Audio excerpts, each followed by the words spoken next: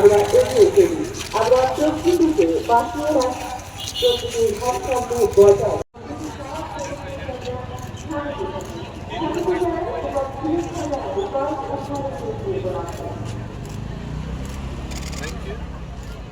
হয়ে গেছে।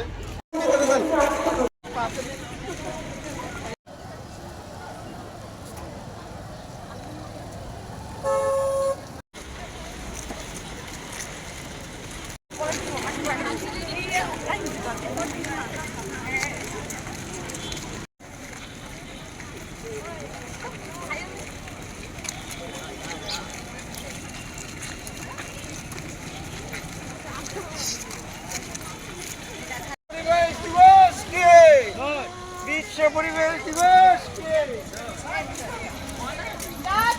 Good morning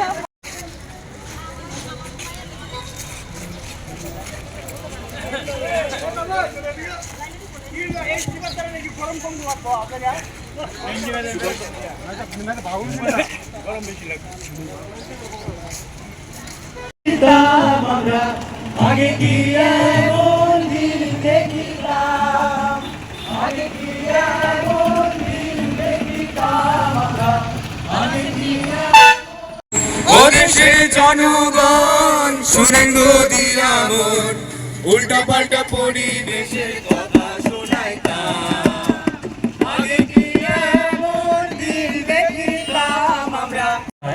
প্রবাল বন্দ্যোপাধ্যায়।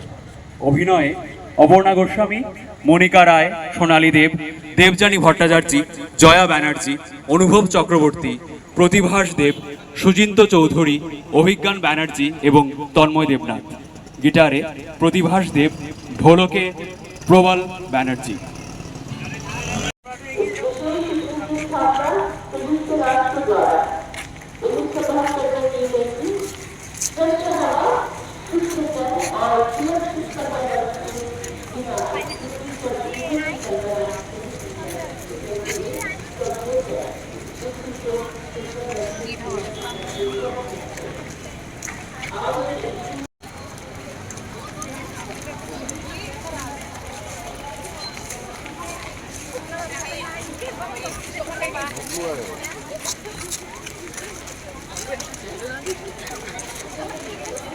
আরে এটা ঘুরায় ধরেন না, এটা দিয়ে মুখ টুকে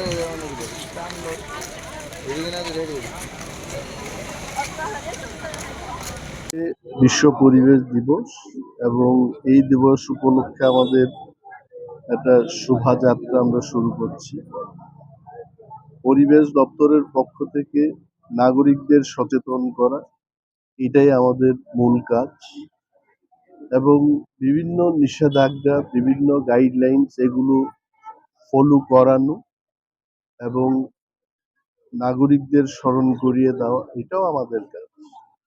এবং এই বিশ্ব পরিবেশ দিবস উপলক্ষে আমি রাজ্যের সকল জনগণকে শুভেচ্ছা জানাচ্ছি, এবং এই কথাই বলবো যে পরিবেশকে সুস্থ রাখতে গিয়ে শুধু কিছু মানুষ তারা সেই চেষ্টা করলেই হবে না।